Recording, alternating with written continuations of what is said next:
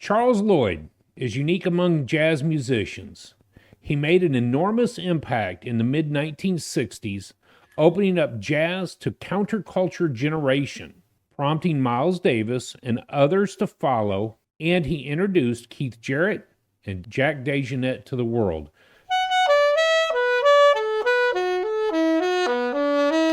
Welcome to this week's episode as we dig into Charles Lloyd. Forest Flower was the album, and it was recorded at the Monterey Jazz Festival in 1966.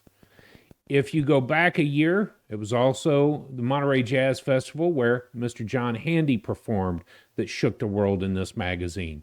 So with that, let's kick it off. How's everybody doing? I'm doing well. How are you? Beautiful. Doing real good. Real good. Thanks. I want to shake things up a little bit this week. We're going to talk about Charles Lloyd and how exciting this album is. I actually want to do things a little bit differently. I want to kick it off with the music this week. Oh, it's great idea. The flow of everything, but so much conversation comes from this album in 1966 that I think it's worth starting that. Now, you guys both had a clip that you wanted, and I think that's the first song on the album. So why don't we just start with that? I chose the track Sunrise, which is the first track, at roughly 1:15 into the music. All right. I know Matt's going to load that up, so we'll give him a few seconds.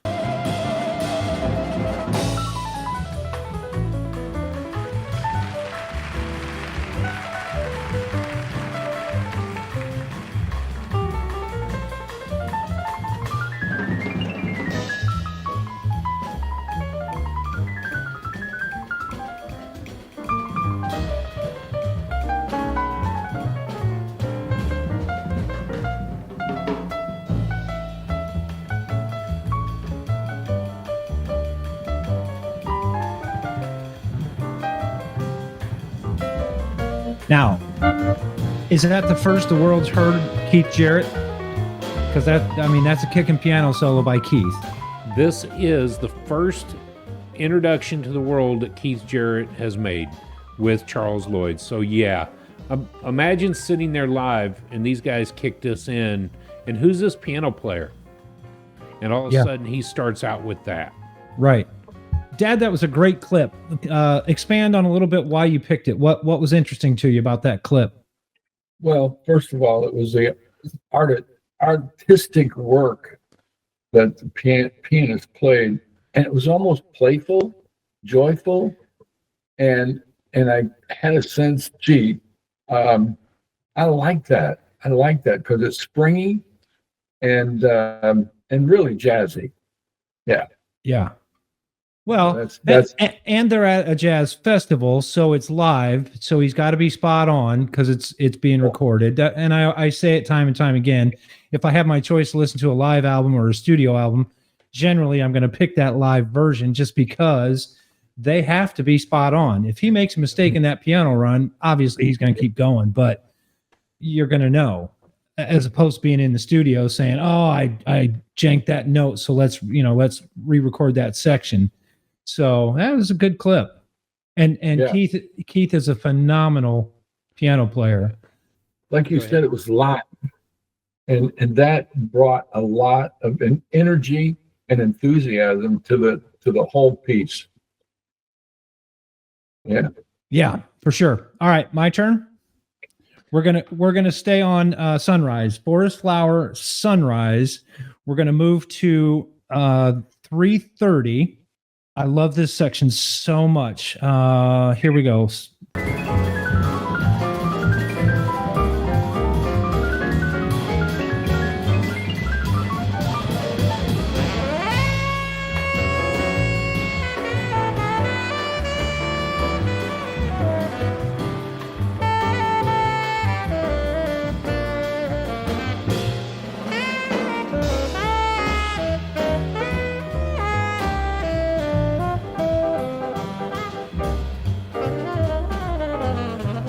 It really gives you a sense of Charles coming in there right after Keith is done with his solo, and then Charles comes in, and then boom, they change time and they go into that super swing time right there.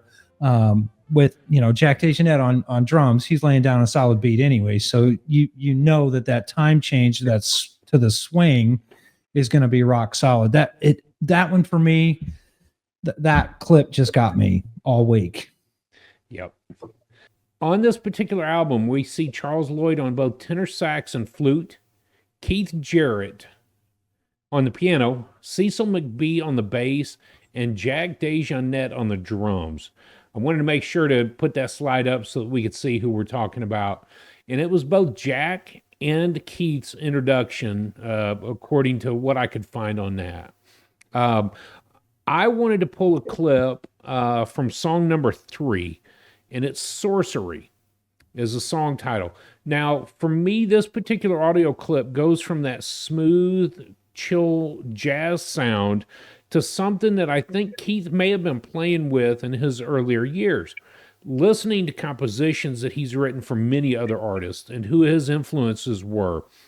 When you hear this clip from Sorcery, it's not a typical sound. I think it almost pushes to the avant-garde style.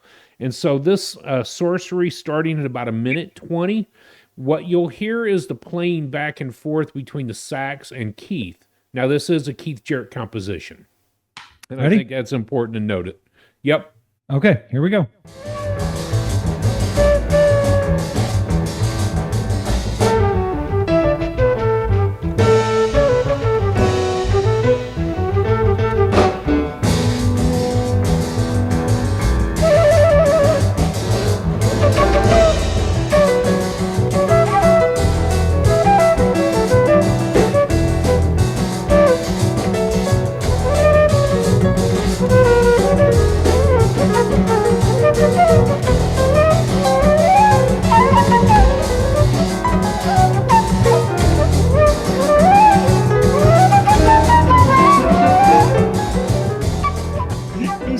On the flute. Man, that flute, and I may have said sax earlier, but the flute and piano back and forth, and that was part of it. It does highlight his flute ability. Yeah. In 1966. It goes back to the opening statement that I made. He introduced the jazz music to another counterculture. And if he was pushing a boundary, that flute pushed the boundaries pretty hard there. 1966, imagine sitting and listening to this group going live at Monterey Jazz. I mean, what an incredible weekend of music it would have been. Before I'm going to turn this off, but Duke Ellington Orchestra, Count Basie Orchestra, Dave Brubeck, Don Ellis, Jerry Mulligan, Cannonball Adderley, and then Charles Lloyd, of course. That was the lineup of 1966 and several other blues artists. So you've got every big name coming to the stage. And of course, the 1965 had Clark Terry and John Handy. So imagine the excitement and the entertainment when this group gets up and just launches. Well, and also what I came across this week was that Charles Lloyd played with Cannonball for quite a while and was in one of Cannonball's bands. So for them to be at the same jazz fest, that had to be a small reunion for them. I bet it was. And I'm going to talk about Cannonball here in a little bit when you guys present your slide. I've been working on this all week, so I knew you would. Do you want to get into just your weeks, and then we'll do a little bit of information, the slides? Sure. Dad, you want to go first? No timer needed. Let's just freestyle this part too. All right. Cool. Yes. Well, let me go back to last Monday. I wasn't on with y'all on the podcast because Mom and I were in Shipshewana, Indiana, Amish country, and we had tickets to the performance by Daniel O'Donnell, an Irish tenor, and he sang his heart out, and he was a fantastic, just beautiful, enthusiastic, crowd-pleasing performer. It was just spectacular. I don't think I've heard of him before, 60 or 61 years old, and there were a couple of pieces that he actually danced the jig. It was so cool. Well, not to mention you're at the beautiful Bluegate Theater anyways. So yes, it's a great theater to see that kind of show, because it's, even though it's big enough to hold 2,500 people, it's small. It feels like an intimate venue. Yes. And he was accompanied by a guy with an accordion, of all things. This guy is pumping away with his accordion, and it was so cool. And he danced with Daniel O'Donnell. The accordion player did? And they're back and forth with that stuff. It was so cool. Oh, that's awesome. So that's part of what my week in music has been. But I've been kind of all over the place, because I had secondly, I had a chiropractor appointment, and while I'm laying on the manipulation table, I'm hearing classical music come through. And it's very soothing, very comforting, obviously. And I asked the doctor, Troy Bile, by the way, who was part of the church that we attended, and I asked him about playing, and then he says to me, yeah, when I get home, I play the classical here, but when I get home, I get smooth jazz on. And he broadcast it onto his TV, and it's got pictures. The one that he showed me was a fireplace with smooth. I don't know who the artist was, but it's very smooth jazz. And of course, I mentioned to him again about the Unconnoisseur. I'm not sure if he's going to link on to it or not, but it was just really cool to have a conversation with Doc and listen to classical music and then connect with jazz. So that's awesome. That's my week in music, except that I went to different spots and listened to some more of Charles Lloyd's music, not just this album, but maybe I can talk about that later. Yeah. Matt, what about you? What's your week been like? Well, I had a lot of Charles Lloyd in my ear. I had a lot of Keith Jarrett in my ear. And I have a confession to make. It can't be any worse than last week's going to see the Count Basie Orchestra at Pearl Arts Academy. No, it's not that bad. But this week is the very first week that I listened to Gregory Porter's Liquid Spirit album. Oh, I know. I don't know how or why, but I must have missed it. Oh, Liquid Spirit. Oh my. That shook me pretty hard. And then Curtis Taylor's new album came out this week, or at least recently, and you texted us that. So I had Curtis Taylor, I had Gregory Porter, Charles Lloyd, and then I found another trumpet player named John Lake, and so I had some kicking trumpet music in my ear this week as well. So just an all around good week in music.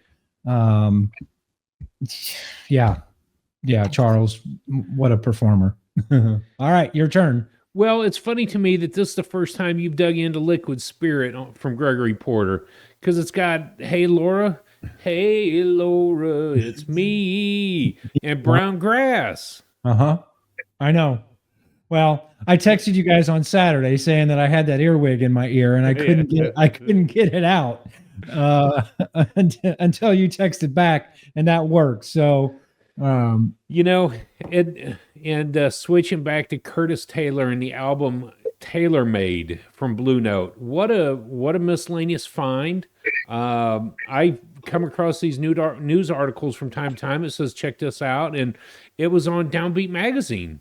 Mm-hmm. And when I went back and looked at it, it happened to be the month, I guess it was September's Downbeat or August's Downbeat. And it's got Charles Lloyd on the cover. There was a full spread with Curtis Taylor on it. That's it right there, baby. Yep.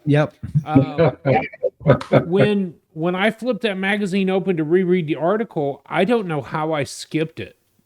I really don't. And so Tailor Made album by, and I'll put it up on the screen, Tailor Made by Curtis Taylor. What an incredible find from a 2024 new release. And so, well, here's the problem with reading Downbeat or reading Jazzwise. I get to the first page and already I'm squirreling because there's artists that I haven't heard. There's artists that I want to listen to, and I think, oh crap, I'll just start right here, and then I never tend to get to the back of the magazine because. And I tend to do that not necessarily with the magazine, but with YouTube. The Frankfurt German Jazz Fest has come out, and Emma Rawitz, Rawicz, her performance, that hour long, and I was like, okay, what's next? What else came out from Frankfurt, Germany for that week? And so there you are. I'm watching YouTube concerts from the current artist, which was so cool. So yeah, Downbeat's the same. You flip the page, you go, okay, let's dig into that. Well, I made it one page. If I do that for the whole month, I'm only about a third of the way through the magazine, and I got Jazzwise too. So I'm always in trouble. Right. But I do. Let me read a paragraph out of this article real quick, if I can. So the article in the magazine that you're talking about, the Downbeat, I'm just going to read just one small paragraph. Lloyd's long proven himself a groundbreaker. In 1967 alone, the year he won his first Downbeat Award for Artist of the Year, he was one of the initial jazz performers to establish himself with counterculture audiences, playing San Francisco's Fillmore Auditorium. That same year, he became one of the first jazz musicians to sell 1 million albums, and it's for the Forest Flower, the one we're going to talk about, and arguably the first modern jazz artist to perform behind the Iron Curtain, which yielded Charles Lloyd in the Soviet Union. So, Forest Flower, this album that we're going to talk about here in just a minute. About the Fillmore, the psychedelic hangout. He's out there bringing the counterculture. He's out there being a jazz messenger. Sold 1 million albums. So, remind me again, Matt, the Gregory Porter you sent. What was that song? I can't remember. I listened to it several times. Can join my band. You can join my band.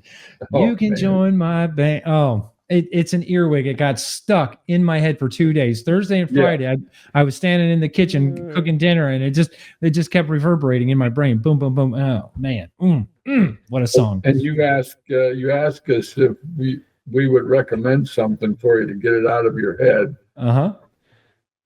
Yeah, and Footprints by Wayne Shorter. It knocked it right out. Oh man, knocked it right out. That's choice. Yeah. Wayne. It'll be stuck in your head this week now too. Hey, that's all right. With some Wayne Shorter. Nothing wrong with it at all. So let's get into the slides. Let's talk some info. All right, here you go. Whatever you do, do it to jazz. And of course, you've heard us three talk here for the last 5-6 minutes. That's what we do all week. We listen to jazz all week long. Got it in our ears and just really digging it. So our album that we're going to talk about this week, Charles Lloyd, and I was a little confused. The magazine says Charles Lloyd Forest Flower, but the CD actually says Charles Lloyd Quartet Forest Flower at Monterey. So take it for what it is. I just put Charles Lloyd Quartet. So moving on to the next slide is the album cover. It's got a picture of Charles wailing on the sax, probably from Monterey, from the Jazz Fest. Love the yellow, love the purple and the red. The colors clash. It's just a cool cover. I like the artwork. He's a cool looking dude.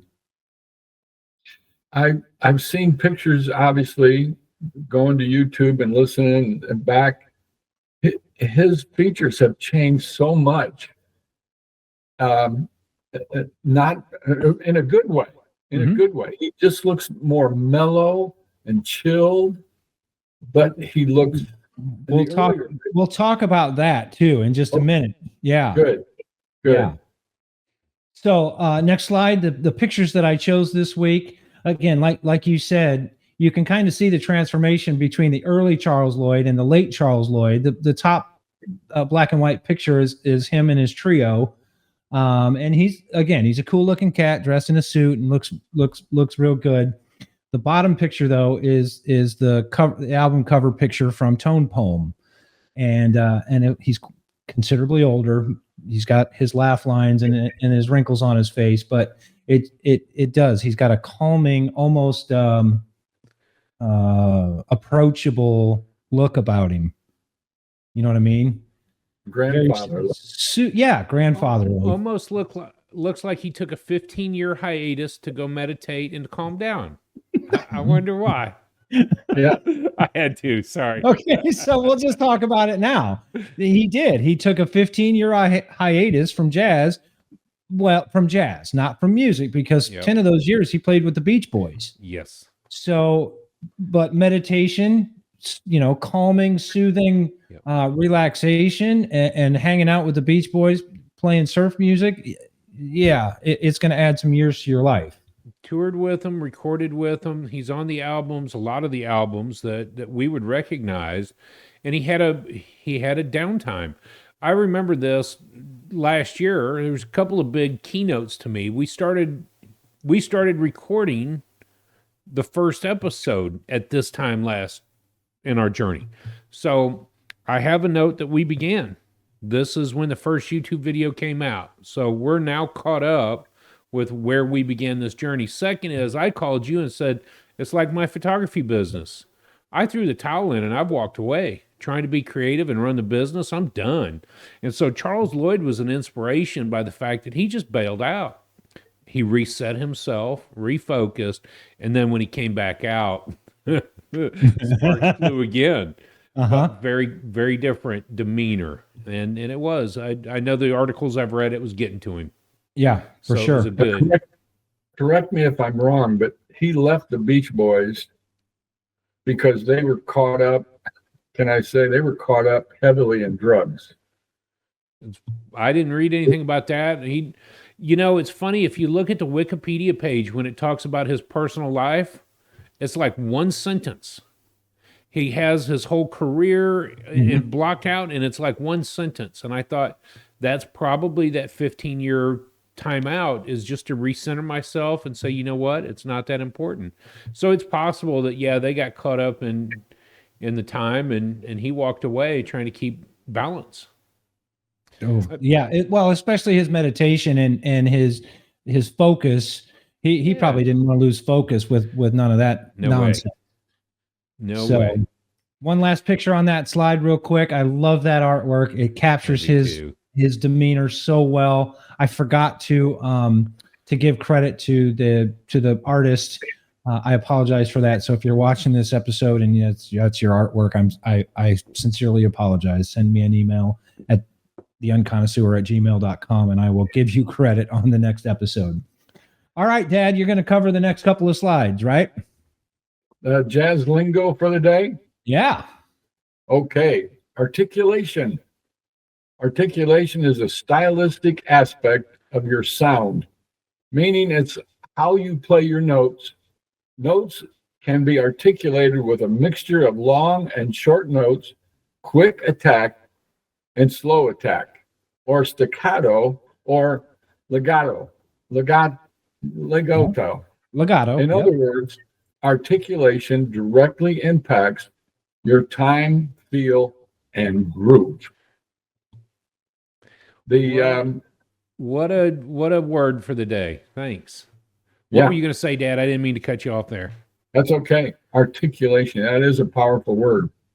And without getting into a lot of it, Mom and I were talking about something today about how it depends on where you put the comma or where you put the emphasis, what you really communicate. I don't get what exactly we were talking about.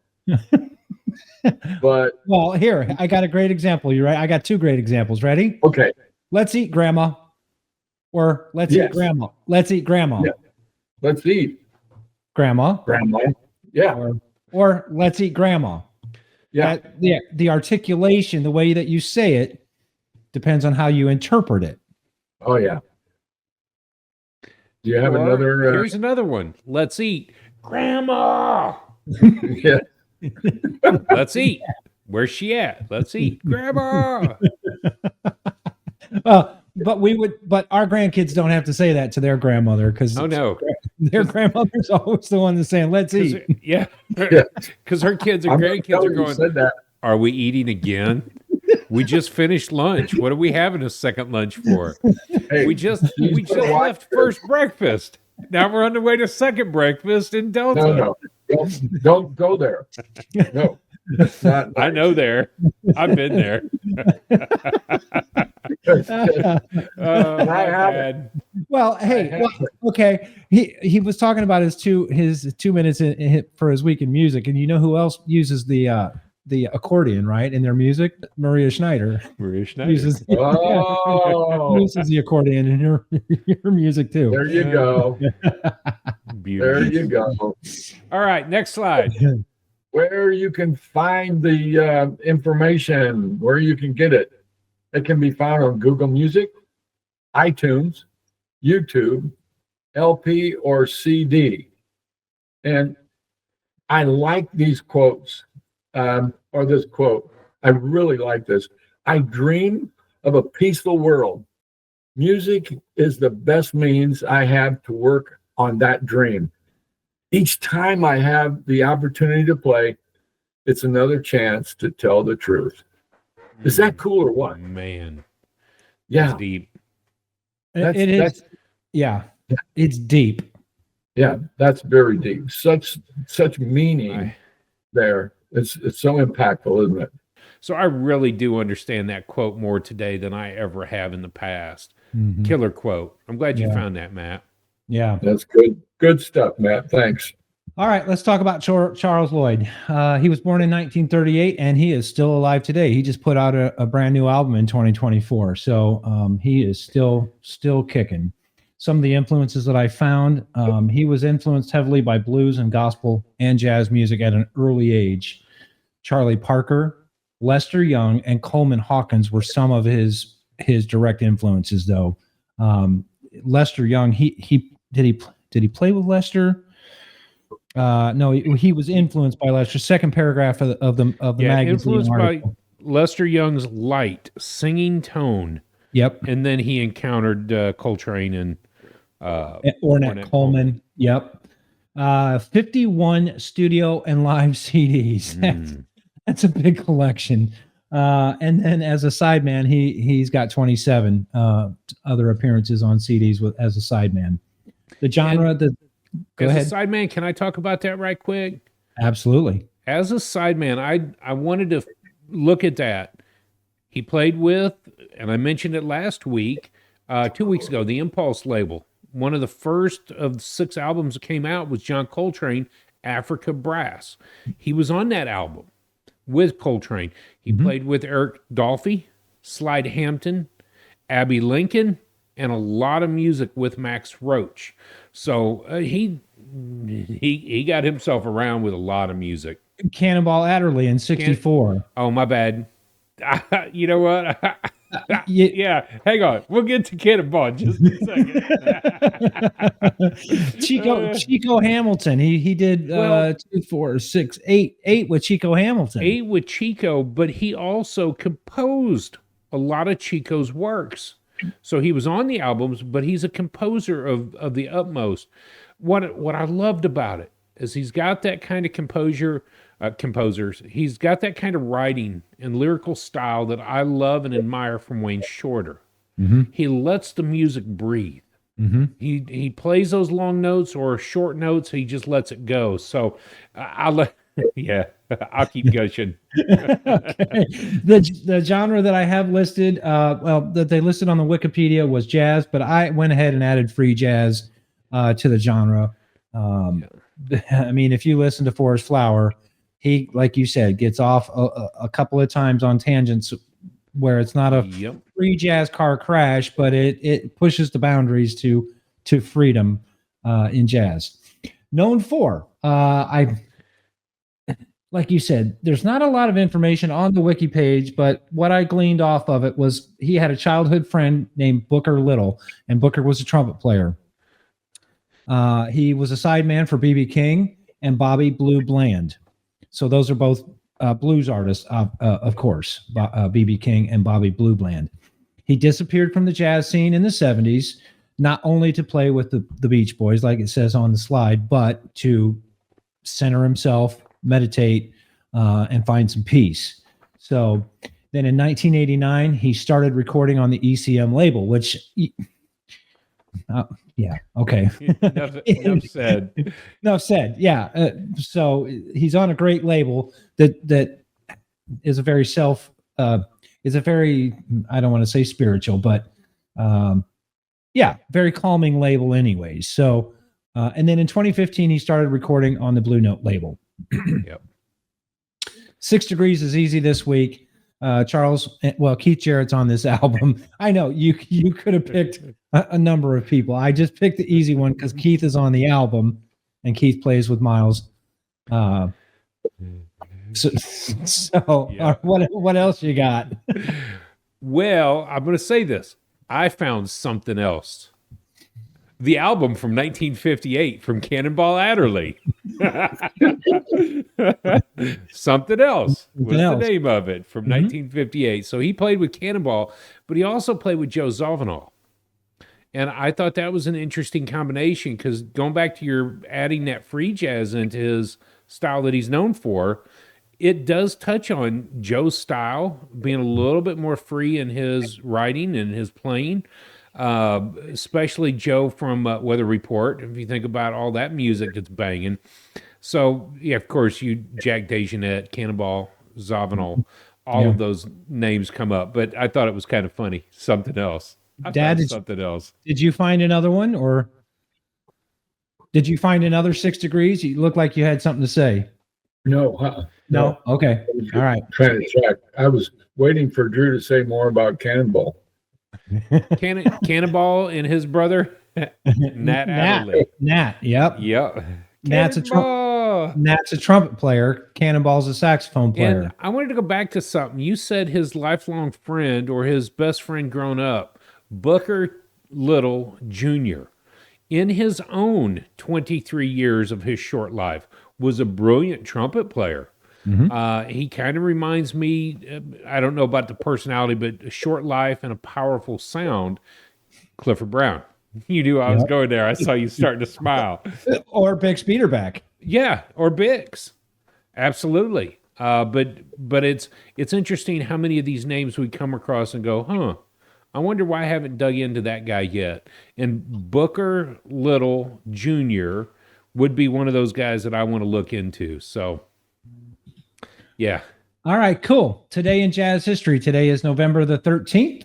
Hampton Hawes is a piano player, and he was born in 1928. And then Cecil Taylor Quintet records Hard Driving Jazz. They didn't put a year for that on the site that I was looking at, so I don't know what year that was, but Cecil Taylor Quintet, Hard Driving Jazz. Got one final picture in the slideshow and a quote from Charles. I think that music makers just really bless the planet. And, last week I read that quote about music is someone's, and Charles, it just goes right along with it. Music makers just really bless the planet. Downbeat Artist of the Year, 67, 23, and 24. Downbeat Hall of Fame, Star Tribute Top 10 Fall Concert Picks. I mean, yep. Dude he's just amazing. He's just simply amazing.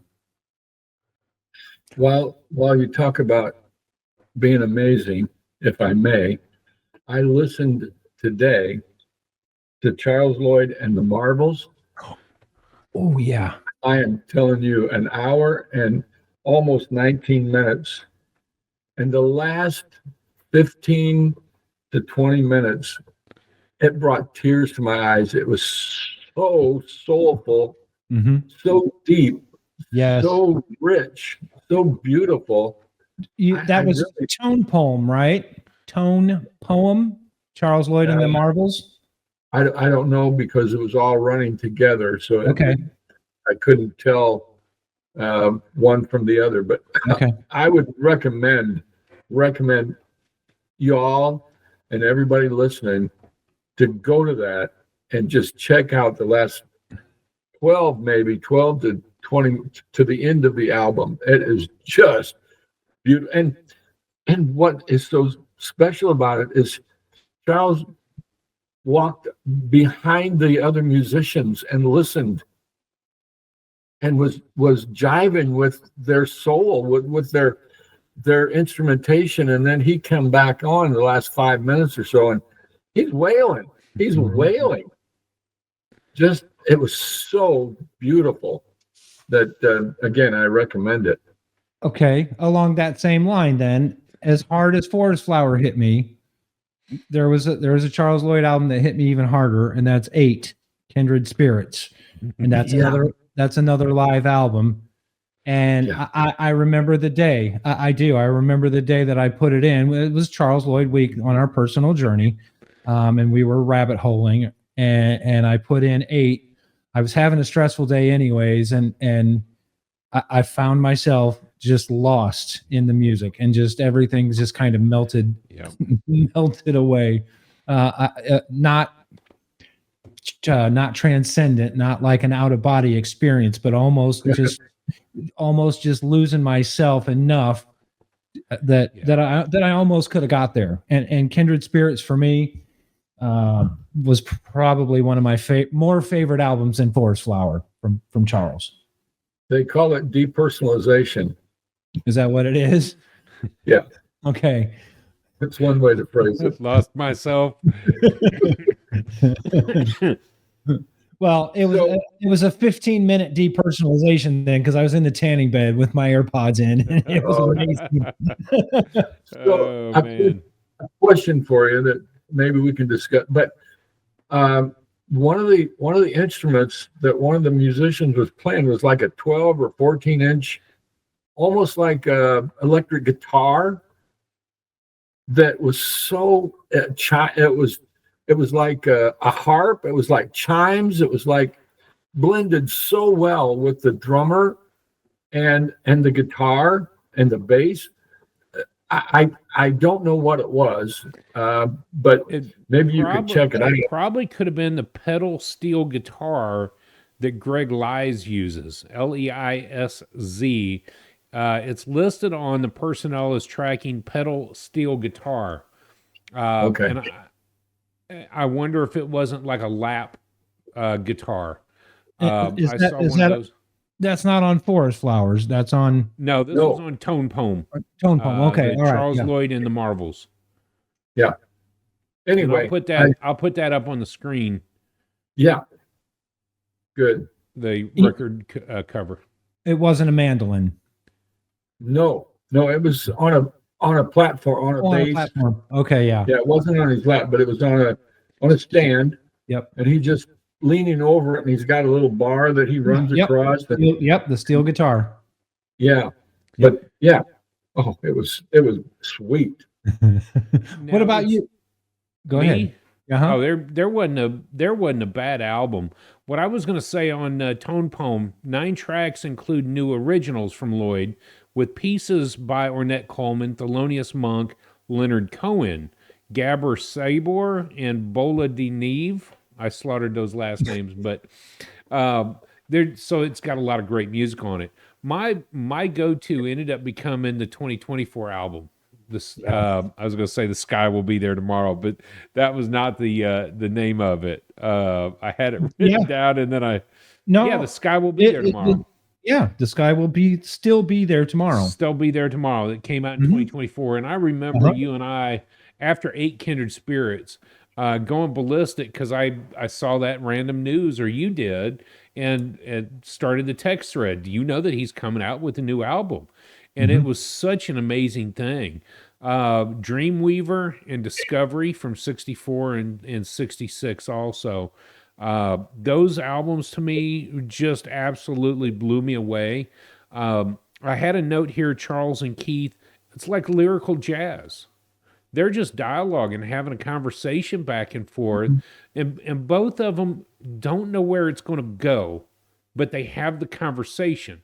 They're just discovering as they move through. And to me, that was just what a great discovery to come across the name Charles Lloyd and it forever be changed by his style of music, chill style for the most part. It's not, his earlier years were a little more radical. And I wonder if some of that wouldn't have had to do with the 60s and the party favors of the time in the jazz world. And then he shook it. So much about it to discover, and I will continue to enjoy Charles Lloyd, all of it. But my last note here was recorded first, Unconnoisseur with Matt. We'll get this up and ready, and we'll do the bios too. So, yeah, that was my last note from Charles Lloyd, and it was short, but I wish I had more time with Charles. That was kind of how I wrapped that up. So, well, here's my saying, and you know what I'm going to say. It's a marathon, not a sprint. It's a sprint. It's a sprint. It seems like it because we want to listen to so much every week, but we got to remember it's a marathon. And Charles, believe it or not, Charles has been one that I've come back to and back to and back to. Yeah. Not just Forest Flower and not just Eight Kindred Spirits, but man. Oh my goodness. Did either of you listen to any of the Lift Every Voice album? I didn't have that in my notes then, and I didn't this week. That was in 2002, and it was in response to the 9/11 attack. Oh, my. Wow. Oh, yeah. Oh, yeah. Wow. There's some good stuff on that track. Fish Out of Water was his first album on ECM, so I did that one. Notes from Big Sur, just because I like the name and I like the artwork on the cover is awesome. The Water is Wide. I was just going to say, if you didn't do that yet, you better, because I can't believe that we hadn't talked about that earlier. It's Brad Meldo on the piano. And I listened to that twice today on my different driving. Yeah. But I do have to say, it's ECM label. Mm-hmm. You consider the fact that he's with ECM, and that's Pat Metheny, that's the Gary Burton, that was Brad Meldo. There's so many people with the ECM label that we admire their music. There's a freedom that Manfred Eicher had established when he began this. Thanks to Jan Johansson, we understood the ECM label and the beginnings of it. So go ahead. I did. No, yeah, you were tracking, and that's what I was getting at the beginning of the episode, because he did record with ECM. I feel like he was more centered, more stable, more balanced, in order to, on one hand, let himself go, on the other hand, to stay relevant, and obviously he's still relevant. In 1999, he made the list. He was number 77 on the list with Forest Flower on the 1999 JazzWise Top 100 Albums That Shook the World. In 2006, he went down one. He went to 77, but the album was Dreamweaver. And unfortunately, I did not get a chance to listen to Dreamweaver, but it was it was 77 on the list from Charles Lloyd. Obviously, in 2022, the list that we're talking about, he's down at number 58, which is a great spot, which means it means it's in my ear early and often on the countdown. So I'm happy where it's at. Dreamweaver had the same lineup. It was Charles, Keith, Cecil, and Jack DeJohnette. So there's a common theme of who he's playing with. Well, that's the quartet. That's the Charles Lloyd quartet. Yes, that's why you mentioned that earlier. Yeah. Yeah. Yep. Dad, awesome. What did you think of the album, the 9/11, Lift Every Voice? Lift Every Voice. I listened to only a couple pieces from it, but again, it touches you. It makes you process and think, because there's some real beautiful melodious kind of rhythm to it. So I would recommend others to listen to it as well. Yeah. The clips that we played from Forest Flower don't really to show, like you said, his the breadth and the depth. Yeah. The spatial recognition that he had with music. So the clips that we played were more hardcore hardcore jazz than his later works, and where you could just really feel the music almost breathing. So when I started listening to this album, I thought, this is playful. These guys are having fun. Yeah. It's not like laborious kind of a task. It's like, let's go have fun. And maybe it's because it was live, but it was live and it was lively, but they were having fun doing it. Yeah.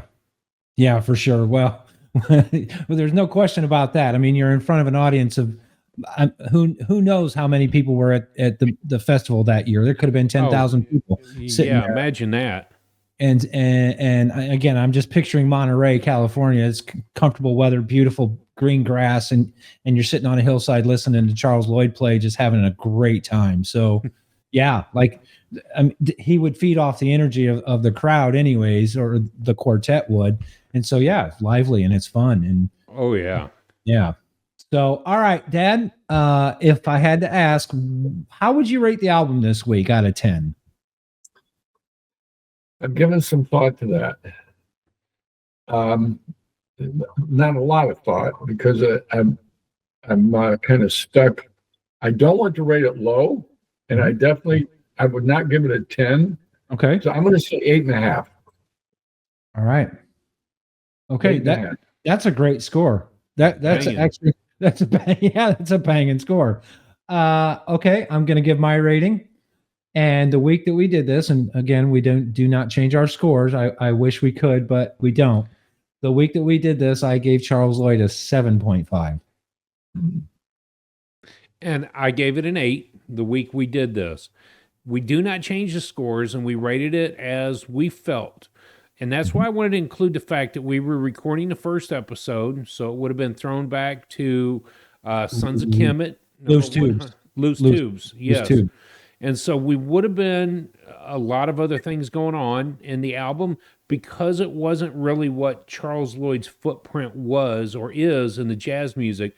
It was a live album. There was a lot going on in it. And if you were to rate it today, what if you changed the score, would it be? All right. If we were rating Forest Flower today, knowing what I know, having it in my ear for this much, I'd give it two more points. I'd go up to 9.5 for me. Okay. And I'd have gone to a 9, knowing at the time how much jazz we were really going to enjoy. It's been a constant, I won't say fire hydrant, but you can't close the valve to jazz once it's been opened. And this music just keeps flooding me. And I think that's the important part. Any other final thoughts or notes out there? The note that I took, I don't know why I put it, but it's on here. Miles teaching Chet Baker to play, Chet teaching Miles to surf. Maybe that's just kind of inner wordplay with the way I felt about Charles. I don't know. That was the note I had for some reason. We must have laughed about that on our Tuesday morning conversation. I don't know. We must have. Hey, my final note, my final thought of this is, I'm going to pull a Dad. I want a second clip, but I want to make sure that it's a clip from his newer work. And I suggest that we go to The Sky Will Still Be There tomorrow.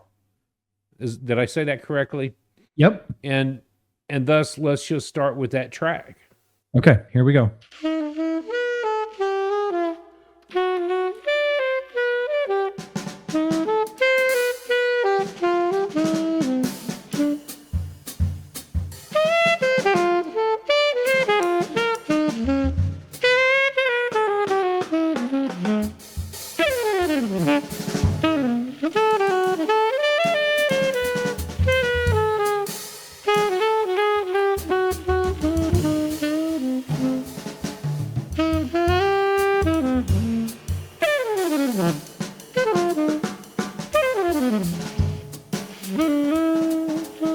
His articulation.